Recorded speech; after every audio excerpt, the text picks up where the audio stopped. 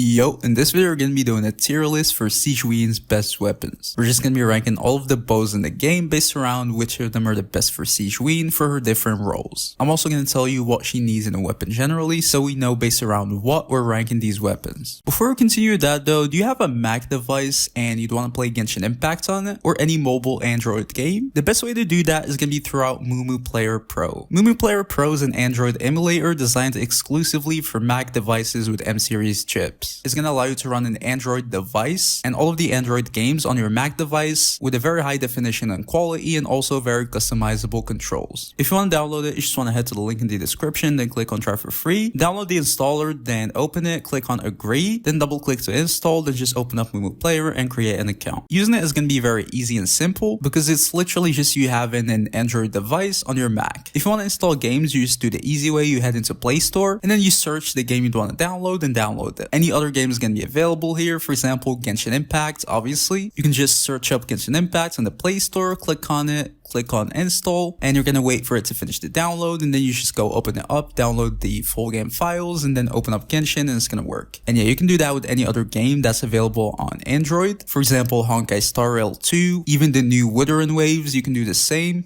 Also, if you want to update your games, it's going to be very simple. You don't need to look for any new packages to sideload or anything like that. You can just update it like any normal Android device, either from inside of the Play Store if the game does that, or from inside the game itself, and that's it. After you download any game, you can just open it up normally. You go back to your home screen. For example, I just downloaded Clash of Clans just to try it out quickly. So yeah, just click on the game, open it up, and it's going to open up like very normally with the high quality, up to 4K quality, and it's going to run very smooth on 60 FPS, as you guys can see here. The performance is also going to be the same on Mac devices, just very high quality and 60 FPS, as you guys can see here. For games that need more complicated controls like Genshin Impact, for example, you can have customized controls. You just want to click the keyboard button on top, and then you can add a new scheme and customize it as you wish, and then you can just use a normal mouse and keyboard. If you want to download Mumu Player, click the link in the description and download it there to get a 7 days free trial. Alright, so back to the video. I'm going to tell you guys what does Sigewinne need for a weapon, so you all understand how I'm going to rank these weapons. So first of all, her main build and the main thing she's going to need from a weapon is going to be HP. Even her damage is going to scale off with HP. She's not going to need like any attack or anything like that. You're just going to scale off with HP and crit. But most importantly, her healing is going to scale off with HP. Also, the damage bonus from her passive is going to scale off with HP to support your characters, which is her main role. So yeah, HP is the main thing you'd want to get for any role she plays. DPS, support, healer, whatever. Everything is going to scale off with HP, so HP is definitely going to be like the most needed thing on your weapon. After that though, everything kind of falls off. I wouldn't really recommend building her damage up until like C4, to be honest. It's not really going to be worth it, but she's still going to deal like decent amounts of damage even at C0. So if you want to invest in that a little bit, obviously crit stats are going to be pretty good. So crit rate or crit damage are going to be very usable stats. Even though, as I said, it's definitely not going to be like the recommended stat, but you can really get them to improve your damage because your damage is just going to crit. And then also energy recharge is going to be very, very good too because it's going to give you a good uptime on your elemental burst. Her burst is kind of expensive. It's going to cost 70 energy. So energy recharge weapons in general are going to be pretty decent. But yeah, HP is definitely going to be the most important thing. And then crit and energy recharge are going to be secondary things that you can get. Those are really the only things that she's going to need on a weapon. As you guys can see, it's going to be kind of restricted. So knowing that, let's move on to the weapons and rank them very quick. Alright, so starting off with the 3-star weapons, we have the Raven Bow, Elemental Mastery, and then damage bonus. It can be a good weapon. Elemental Mastery is definitely not a desired stat on her, but it's not like a full waste. Maybe sometimes she can take advantage out of that, but definitely most of the times it's not really going to be needed. The damage bonus is cool though, just for damage, but it's not really the weapon you want to go for, so I'll put it as C tier. We've got the Sharpshooter's Oath. Crit damage is a substat, so it's just crit damage honestly from this weapon. I mean, as I said before, her damage can crit, so if you're going for that, then it's going to be a decent weapon. So yeah, it's going to be very usable. The low base stack is not really going to matter because she's not really going to care about that. So it's definitely a very usable weapon. I'll put it at B tier. Most crit weapons will probably end up at B tier because they're going to be usable, but not really the weapons you'd want to go for. We've got the Recurve Bow. HP as a substat, and then when you defeat opponents, she's going to heal herself. Not really needed, but only for the HP substat, I would say it's an S tier weapon, to be honest. There are literally very, very few bows in the game that can give you HP. Like, I can count them. item. It's like 3. So it being able to give you a full HP substat is definitely going to be a very good thing for Sigewinne. So yeah, I'd say it's definitely an S tier bow. It doesn't really do anything besides HP, but for the lack of options, that's really the maximum you can get. So yeah, I'd say recurve bow is definitely S tier. Slingshot is just crit rate and then damage bonus if you're able to trigger the passive. I'd say it's also B tier. Messenger crit damage too, but it's gonna be a very low amount of crit damage, so I don't even really think it's worth it. I'll put it as C tier. It's definitely worse than something like the sharpshooters. So yeah, I'll just say it's probably C tier. And then finally we have the Ebony bow. It's just attack, so it's going D tier. Now moving on to the 4-star options. First of all, we have the Favonius warbow. Low base stack, but it's not gonna matter, and it's gonna give you a huge amount of energy recharge. Also, it's gonna give you the Favonius passive, so you're gonna be able to help out all of your team with energy particles. That's honestly a very good weapon for her. As I said before, energy recharge is gonna be a very desired stat, and the Favonius is gonna give you just a lot of energy recharge. So yeah, I think this weapon earns it to stay at least A tier in my opinion. It's not really gonna give you anything else besides energy, but it's gonna give you a lot of it, like a lot of energy, so I'd say A tier is probably the right place. Stringless is just elemental mastery, and then it's gonna give you some elemental damage bonus to your elemental burst and skill, which are most of your damage. It's not too bad, but it's definitely not a weapon you want to use. I'd say C tier too. Sacrificial is also pretty much just energy, and that's gonna allow you to reset your skill. That's gonna be kind of useful honestly, but it's not too good. I'd say the Favonius is probably just better overall for the energy, so I think I put it like either high B tier or maybe very low A tier. It's one of the two. I put that like high B tier to be honest. But yeah, it's still definitely a very usable weapon to use on Sigewinne. Royal bow is just D tier attack. Rust also just attack, so it's going D tier. Pride type crescent just attack, D tier. Compound bow physical damage going D tier. All of these are just gonna be like completely useless weapons. She's not really gonna take 0 advantage out of them. It's like you didn't equip a weapon pretty much, because the attack, she's not gonna take advantage out of it. The substat, like no advantage, and the passives are mainly also just useless. So yeah, it's like you're equipping no weapons with these. Blackcliff warbow is pretty much just the crit damage. You're never gonna be able to trigger the passive, and also it's attack anyway, so you're not gonna need it. So it's just a small crit damage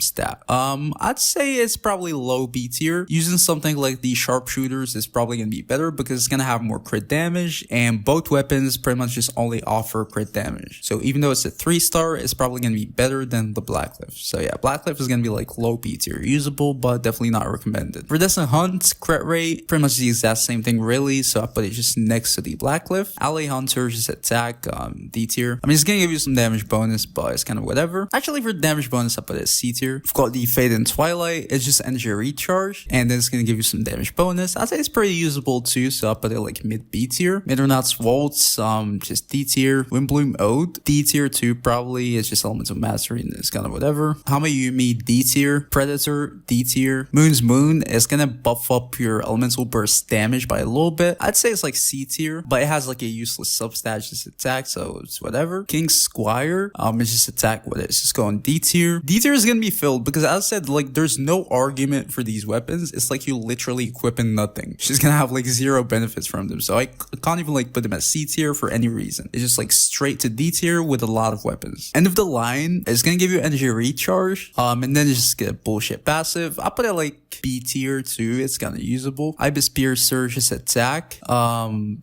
Probably D tier too, I would say. Scion of the Blazing Sun is going to give you a very small amount of crit rate. Passive is just kind of whatever. I put it like very low B tier because it's a small amount of crit rate, but it's still usable. Song of Stillness is going to give you damage bonus when you're healed, which can be able to be activated by Sigewinne, but in general, it's not as good. So I put it like C tier. Cloud Forged Elemental Mastery, like C tier too, I would say. And then finally, we have the Range Gauge. It's pretty much the only thing that you're going to gain from this weapon is going to be the damage bonus. It's not even as much, so it's like 20% damage bonus. So I'd say like C tier probably, but still you don't want to use it anyways. We've got the Skyward Harp, high base stack. We're not gonna need that at all, so it's completely wasted. A small crit rate substat and then some crit damage from the passive. The rest of the passive is completely useless. So all this weapon is gonna give you is crit rate and crit damage by very small amounts. So it's the exact same thing as weapons on B tier. I'll just put at B tier. Amos is just attack, and then it's gonna increase your charge attacks and normal attacks damage damage bonus. The exact same thing as all of these weapons. It's like you equipped no weapons, completely useless. So it's D tier. I'll leave you for the end. It's gonna give you energy recharge, and it's gonna give you quite a bit of energy recharge too, actually. And then passive is not really gonna benefit Sigewinne herself a lot, but it fits her because it's like more of a supportive passive. And then also you're probably gonna be able to trigger it most of the time because your elemental skill is gonna be able to hit opponents multiple times. So you're not really gonna have any problems with triggering the passive. And you're gonna be able to buff the rest of your party members with elemental mastery and attack, which is pretty good. I'd say it's a very good weapon too. It's gonna give you a lot of things, just energy recharge for Sigewinne herself, and then it's gonna buff the rest of your party members, which is always decent. So yeah, I'd say it's a very good weapon. Honestly, I put it at A tier. It's not really a good fit for Sigewinne, like a perfect fit, but it's definitely like a good weapon to use. It's just a normal like support weapon. We've got the Polar Star. It's gonna give you some crit rate, quite a bit of crit rate actually, and then it's gonna give you elemental burst and skill damage bonus, which is pretty good because most of your damage is gonna come from these for Sigewinne. The rest of the passive is gonna increase your attack, so that's useless. So it's pretty much just like crit rate and then a small amount of damage bonus. I'd say it's like either high B tier or like low A tier. I'll put a low A tier because it's gonna give you two things, which is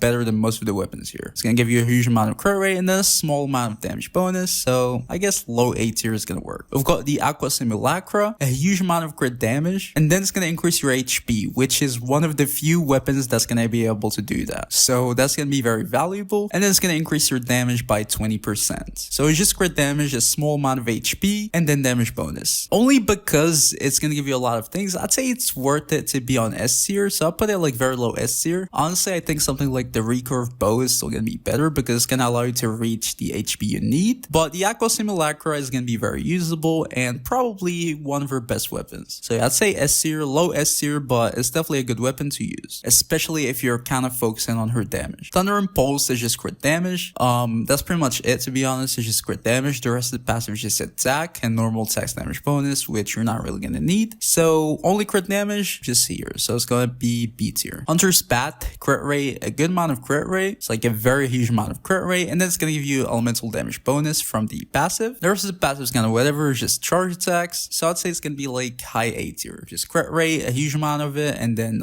elemental damage bonus, a small amount, which is pretty good. So yeah, I've got the first great magic, crit damage. The rest of the passive is just gonna increase your charge attacks damage, and then either attack or movement speed, which is whatever. So I wouldn't really say it's a good weapon. I'll put it like B tier too, just for the crit damage. And then finally, we have her signature weapon, the Silver Shower Heartstrings. It's gonna give you HP and a huge amount of HP too. It's gonna have low base attack for 5-star, but that's not really gonna matter for Sigewinne at all. And then it's gonna increase your HP even more from the passive. So this weapon is gonna allow you to have definitely enough HP. It's gonna allow you to max out your passive, which is pretty good. So yeah, it's gonna increase your HP by stacks. You're probably gonna be able to have the full 3 stacks with Sigewinne, definitely most of the time. So you're not gonna have any problems with that. And when you have the full 3 stacks, it's gonna increase the crit rate of your elemental bursts by 28%. So that's also super good.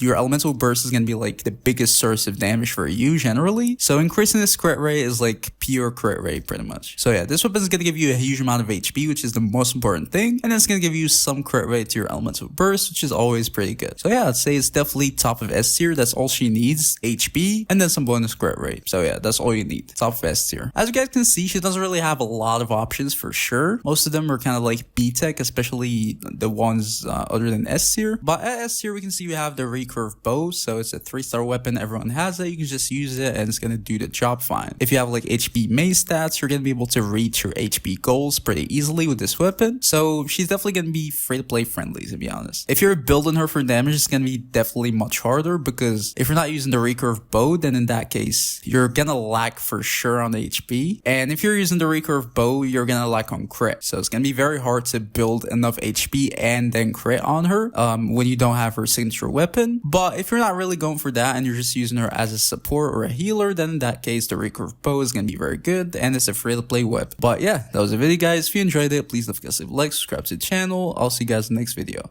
Peace.